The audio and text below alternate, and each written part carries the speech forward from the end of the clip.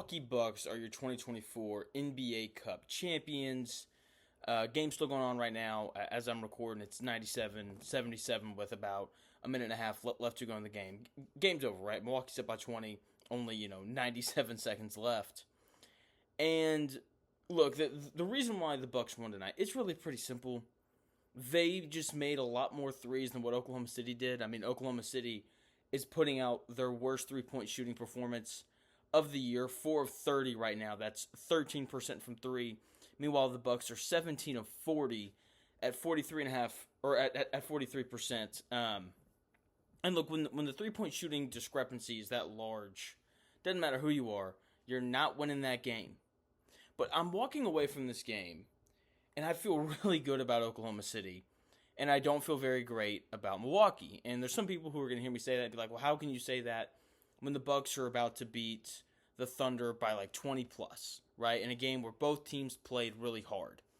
And I say that because, first and foremost, like the reason why the Thunder are going to lose this game is because of shooting variance. Like they just didn't shoot the ball very well tonight, which happens sometimes, right? Because that's the way the basketball works. This is one of the cool things about the NBA Cup is there's this March Madness feel of like you have one game in the quarterfinal, semifinal, or final where you don't shoot well and you lay an egg, then you were more than capable of losing and getting bounced. Now, here's why I feel good about the Thunder and I don't feel good about the Bucks. First and foremost, the Thunder were in a lot of this game because of the defense that they play with. They are so good defensively. I mean, like at halftime, they're down by 1 and they were 1 of 17 from 3. And they went into halftime down 51-50. That is how good of a defensive team this Oklahoma City Thunder team is, right? Like they're the best defensive team in the NBA when you look at defensive rating. I mean, the Bucks are going to shoot 43% from 3 and barely break 100. That's absurd. Especially when you think about how the Oklahoma City Thunder are playing without Chet Holmgren, their best rim protector, right? That was one of the other things that I think really stuck out in this game. The minutes when Isaiah Hartenstein was off the floor were just really tough for the Thunder, especially the stretch in the third quarter where the Bucks left in both Brook Lopez and Giannis. And so they got to the rim essentially whenever they wanted. The Thunder tried to switch things up. They switched everything. They even went to zone there for a little bit.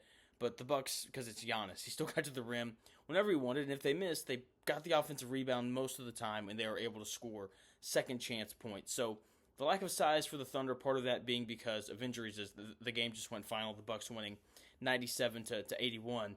The Thunder finished the game shooting 16% from 3, 5 of 32. Yeah, that's not going to happen again. So as the Thunder get healthy and they get Chet Holmgren back, the rim protection will be more consistent through the whole game. The shooting probably won't be that bad again for the rest of the year. So I feel really good about them. I thought that offensively they generated a ton of good looks. It was just a night where they didn't make shots. And when I watched the Bucks, like the on-ball defense was better than what I thought it'd be. Like they did a really good job of staying in front of Shai Gilgeous-Alexander and making things tough on Jalen Williams as well. But like the off-ball defense wasn't great. Like yes, the Thunder shot, terribly from 3, but a lot of the looks were open. Like, the Bucks surrendered a lot of open threes, and that isn't going to work.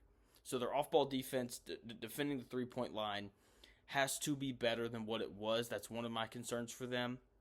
The other thing with the Thunder, though, that I really liked is those Isaiah Hartenstein minutes are so good. I mean, they're so good. Like, they come out in the first quarter. Shai Gilgeous-Alexander gets off to a rough start. Jalen Williams wasn't really asserting himself. And the only reason why they were in it, despite, the Bucks starting, 4-7 from 3 and, the Thunder starting 0-5 and, still only being down by 1 is because Hartenstein was amazing in that first quarter, right? 10 points, 4-4 from the floor, great passing, defended Giannis, protected the rim. I mean, like, he's the guy that's going to take this Thunder team from we can make the Western Conference Finals to we can win the NBA Finals because, like, that's how good this Oklahoma City Thunder team is.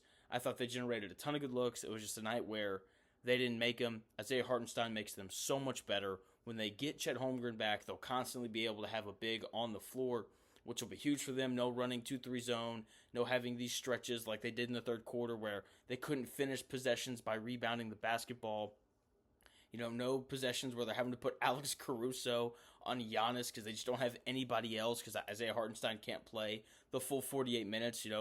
Coach Tibbs is not the head coach of the Thunder, so that's not going to happen to Hartenstein anymore. So really impressed with them. When it comes to the Bucks, I don't know what to do with them. Maybe it's because I can't get those first 10 games out of my head where they started 2-8, but they've been so much better as of late, and a lot of it's just because Giannis is awesome, and he just kind of does whatever he wants every single night. But in a 7-game series, you have to have other guys step up. And part of that's been, Taurean Prince. He's shooting over 50% from 3 on the year. AJ Green is defending well, knocking down open shots. Gary Trent Jr. is starting to come along. He got off to a rough start. Damian Lillard is still closing games at an elite level despite being a little bit older now. So there are definitely things to like. The 3-point defense tonight was a little concerning. They're going to have to be a little bit better in that regard if they want to come out of the East and beat a team like the Boston Celtics, who are going to chuck 50-plus threes every game. They're shooting 52 threes per game on average. So, the Bucks have got to figure out that 3-point defense. The other thing that's a little concerning about them, and I'm surprised that the Thunder didn't do it as much tonight. I thought that this is something that they do. They didn't hunt Damian Lillard the way that I thought that they would. I thought that there would be a greater attempt to get, Damian Lillard defending a guy like Shai Gilgeous-Alexander or Jalen Williams, because Damian Lillard's a smaller guy. He's never been a good defender. He's not a good defender now. So, was a little surprised by that from Oklahoma City. But that's my other concern with Milwaukee. The Bucks did, to their credit, they did a great job of hiding him tonight on Isaiah Joe and Cason Wallace and those guys. But I'm just interested to see how they kind of deal with him going forward. But, congrats to them. They shot the ball really well tonight. The Thunder didn't. And that's why they're taking home the NBA Cup. Thanks for taking the time out of your day to check out my video.